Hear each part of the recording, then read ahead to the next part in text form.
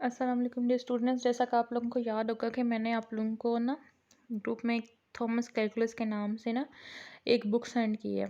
ठीक है, तो आज मैं आप लोगों को बताऊंगी, क्योंकि मैंने ये जो दूसरी वाली है ना, बेसिकली तो हमारी यही वाली है।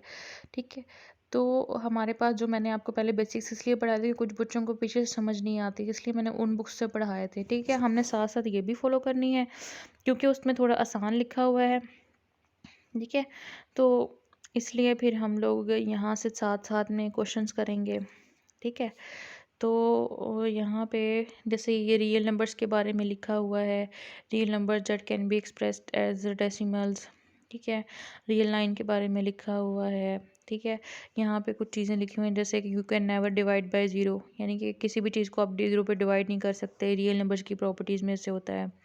ठीक है, इस तरह ये इनइक्वलिटीज़ की कुछ प्रॉपर्टीज़ दी हुई हैं, ये रूल्स फॉर इनइक्वलिटीज़। ठीक है, आपने कुछ यहाँ पे पढ़ी भी थी। ठीक है, हमने यानी कि काफ़ी सारी प्रॉपर्टीज़ पढ़ी भी थी, ये सारी चीज़ें हमने पढ़ी हुई हैं। ठीक है, और उसके बाद हमारे पास यहाँ पे सेट्स के बारे में, आप लोगों ने सेट्स के बारे में पढ़ा होगा पहले, क्योंकि अभी तो ये हमारे उसमें नहीं है ना। ठीक है, जहाँ जहाँ जब जब हमारे पास चीज़ें आएंगी पढ़ने वाली, यहाँ से तो हम पढ़ेंगे। यहाँ से हमने ये देखें एब्सोल्यूट वैल्यू के बारे में पढ़ा है पिछले लेक्चर में। ठीक है, absolute value of a number x denoted by mod of x is defined by the formula. ठीक है, डिफाइंड बाय फॉर्मूला के एक्स वैल्यू कब आएगी, माइनस एक्स कब आएगी, जब greater than equal to zero. ठीक है, इसी तरह आपके पास फाइंडिंग द वैल्यूज़ यूजिंग, आपके पास हम लीनियर क्वेश्चन सॉल्व किए हैं पिछले वाले में, ये सारी की सारी उसकी प्रॉपर्टीज़ हैं, और ये जो वाली प्रॉपर्टी है थर्ड वाली हमने यूज़ भी की थी। ठीक है, तो इसमें तो उसने क्या कहा है, a number and its additive inverse और negative have same absolute value, यानी कि दोनों की सेम होती है। ये आप लोगों ने ना थोड़ी सी, यानी कि कह लें आप लोगों के एमसीक्यूज़ बेस्ड जो है ना, थोड़ा सा ये आ सकता है। ठीक है, इसमें से आपके पास छोटे छोटे एमसीक्यूज़ बनेंगे। ठीक है, आप लोगों ने इनको ब्रीफली पढ़ना है, जो टॉपिक्स हमने पढ़ने से एब्सोल्यूट वैल्यू वाला है। ठीक है, तो ये आपके पास एमसीक्यूज़ बन सकता है इस तरह, mod of a B is equal to mod of a into mod of b, the absolute value of a product is the product of absolute value. ठीक है, ये यहाँ से क्या बन सकते हैं, एमसीक्यूज बन सकते हैं। The absolute value of a quotient is the quotient of the absolute values. ठीक है, द डायगोनल, ये इसको क्या बोलते हैं, ट्रायंगल इनइक्वालिटी। ठीक है, तो इसके बाद the absolute value of the sum of two numbers is less than और equal to the sum of their absolute value, क्योंकि ये हमारे पास मैथ्स में भी है कि जो दो साइड्स को ऐड करते हैं ट्राइंगल में, तो वो थर्ड साइड के ग्रेटर या इक्वल होता है। ठीक है, यानी कि लेस या इक्वल होता है उसके, जो भी आपकी प्रॉपर्टी है वो ट्रायंगल की एक प्रॉपर्टी है, तो उस वजह से इसका नाम जो है ना ट्रायंगल लगा हुआ है। ठीक है, एब्सोल्यूट वैल्यूज़ और ये जो इसके इंटरवल्स दिए हुए हैं, ये भी हमने यानी कि ये भी आप लोगों ने देख लेना है, अभी हमने पढ़ा नहीं है इंटरवल्स के बारे में। ठीक है, इसी तरह हमारे पास यहाँ पे छोटी छोटी चीज़ें आएंगी। अभी हमने लीनियर इनइक्वलिटीज़ को सॉल्व करना नहीं सीखा, इनका स्टार्ट ही वहाँ से होता है, हमने सिर्फ उसकी डेफिनेशन पढ़ी थी। उसके बाद इन्होंने क्या दिया हुआ है यहाँ पे, डिफरेंट चीज़ें, ये जो मैंने आपको एक पेज बताया ना, बस ऊपर से रियल नंबर्स के बारे में आप लोगों ने यहाँ से पढ़ लेना है। जो जो चीज़ें आपके पास अंदर आ रही हैं, जो चीज़ें समझ नहीं आएगी वो मैं आप लोगों को समझाऊँगी, अभी ये वाली चीज़ें नहीं आई। ठीक है, जब ये वाले टॉपिक आएंगे तो फिर हम लोग यहाँ से भी पढ़ेंगे, यानी कि जो हमारा लेक्चर होगा।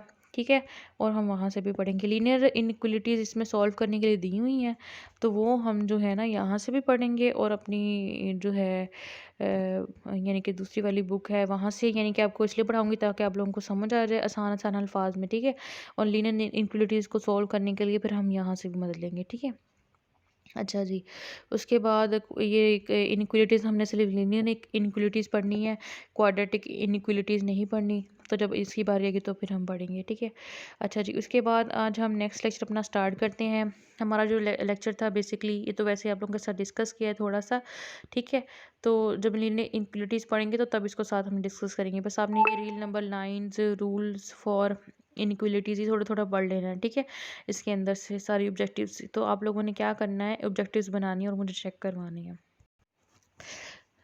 तो अब हमने स्टार्ट करना है किससे, क्वाड्रेटिक इक्वेशन से। Quadratic equation in x is an equation that can be written in the form x square plus b x plus c is equal to zero, where a b and c are real numbers and a is not equal to zero के। ठीक है, and other name for the quadratic equation in x is second degree polynomial in x, the following equations are quadratic equations. ठीक है, quadratic equation क्या होती है, जिसमें x का स्केयर यानी कि एक्स की जो हाईएस्ट पावर है हमारे पास 2 आ रही हो। ठीक है, तो आपके पास जब एक्स की हाईएस्ट पावर 2 आ रही हो तो हम क्या कहते हैं, क्वाड्रेटिक इक्वेशन कहते हैं। जो इस फॉर्म में होती है जनरल इक्वेशन है उसकी, x square plus b x plus c is equal to zero. इस तरह जब हमने लीनियर इक्वेशन पढ़ी थी तो उसकी जो जनरल इक्वेशन थी वो हमारे पास क्या थी, a x plus b is equal to zero, क्योंकि वो लीनियर थी उसमें हाईएस्ट पावर 1 थी। इस तरह क्वाड्रेटिक है उसमें हाईएस्ट पावर 2 है, तो एक स्केयर भी हमने ऐड कर दिया, यानी कि एक और टर्म ऐड कर दिया है। क्यूबिक आएगी तो एक और ऐड कर देंगे। ठीक है, तो जो भी आएगी उसके साथ एक एक ऐड होता रहेगा। A b c real numbers हैं, और ए जैसे उसमें नॉट इक्वल टू जीरो था इसमें भी नॉट इक्वल टू जीरो, क्योंकि उसमें ए एक्स के साथ था और लीनियर इक्वेशन थी, इसमें ए एक्स स्केयर के साथ है जो मेन हमारा है। अगर वही ज़ीरो हो गया, अगर एक्स स्केयर का कोफिशिएंट ही ज़ीरो हो गया तो इक्वेशन फिर क्वाड्रेटिक इक्वेशन नहीं रहेगी, इसलिए इसका नॉट इक्वल टू ज़ीरो होना ज़रूरी है। आपके पास एमसीक्यूज में पूछा जा सकता है। Another name for the quadratic equation is second degree polynomial, इसको सेकंड डिग्री पॉलिनोमियल भी बोलते हैं। ठीक है, पॉलिनोमियल क्या होता है, जिसमें ऐसा एक्सप्रेशन होता है जिसमें एक्स की डिफरेंट पावर्स आ रही हों। ठीक है, पावर 3 4 5 6 कुछ भी आ सकती है। तो यानी कि अगर ये पॉलिनोमियल है तो ये कौन सी डिग्री का होगा, यानी कि इसमें एक्स की डिफरेंट पावर्स आ रही हैं, जैसे 2 और 1 है, तो ये कैसा पॉलिनोमियल है जिसकी डिग्री क्या है, सेकंड डिग्री है। ठीक है, यानी कि डिग्री इसकी क्या आ रही है, 2 आ रही है। The following equations are quadratic equations. ठीक है, ये सारी की सारी क्वाड्रेटिक इक्वेशंस दी हुई हैं। इसमें बस इन ए बी सी की वैल्यूज़ बता के लिखी हुई हैं, वो कैसे आती हैं। जो चीज़ हमारे पास एक्स स्क्वायर के साथ आ रही है वो ए है, जो हमारे पास एक्स के साथ आ रही है वो बी है, और जो हमारे पास सी के साथ आ रही है वो क्या आएगी हमारे पास, यानी कि जो बिना एक्स के आ रही है वो है हमारे पास सी। ठीक है, अगर वो सी के साथ वाली टर्म नहीं आ रही, जैसे एक्स के -4 है, ठीक है, यहाँ पे तो एक्स क्या है हमारे पास, यानी कि ए क्या है इसमें 1 है। ठीक है, अच्छा जैसे ये वाला है इसमें बी यानी कि बी एक्स होता है यहाँ पे, जैसे ये तो सेकेंड वाला जो है हमारे पास।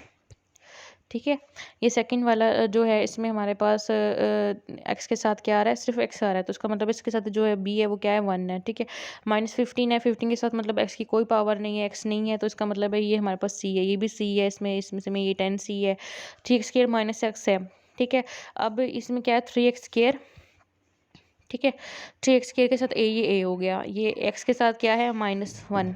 ठीक है, यानी कि -1 क्या है, बी है हमारे पास, और हमारे पास यहाँ पे उसके बाद आप देखें सी है ही नहीं। ठीक है, यानी कि सी इसमें क्या है, ज़ीरो है, जिसमें सी नॉट प्रेजेंट है, जिसमें एक्स वाली टर्म ना हो तो उसके साथ का कोफिशिएंट जो टर्म ना हो ना, जैसे एक्स की टर्म नहीं है तो वो ज़ीरो है, जैसे सी की टर्म नहीं है यानी कि कोफिशिएंट नहीं है, यानी कि कांस्टेंट वैल्यू नहीं आ रही, तो वो क्या आता है हमारे पास, ज़ीरो आता है। The solution of quadratic equations, there are 3 basic techniques for solving a quadratic equation: by factorization, by completing squares, extracting square roots, by applying the quadratic formula। ठीक है, 3 मेथड्स हैं।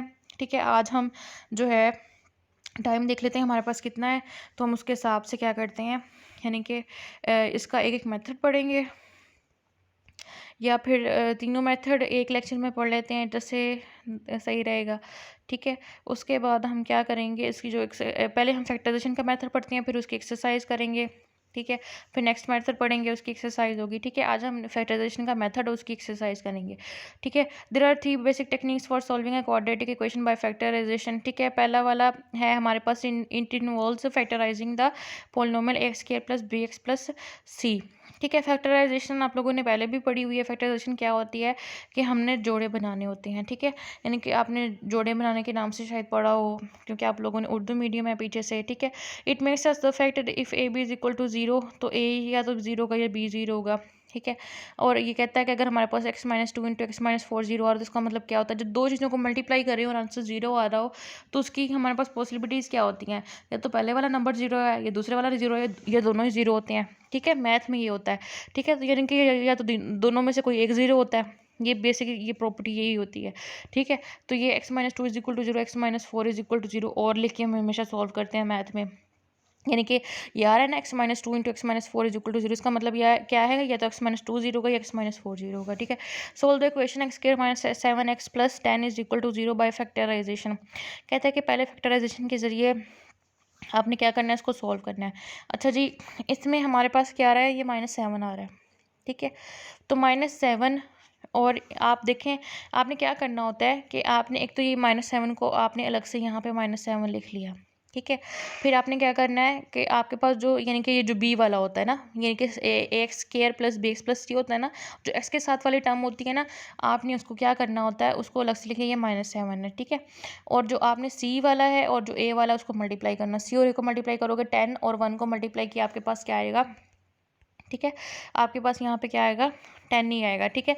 तो -7 को ऐसे कौन से दो नंबर हैं जिनके साथ रखा जाए, जिसको यानी कि दो -7 जिनको ऐड या सब्ट्रैक्ट करो तो आपके पास, इनकी जमा या नफ़ी करो तो आपके पास -7 बने, और मल्टीप्लाई करो तो आपके पास क्या बन जाए, 10 बन जाए।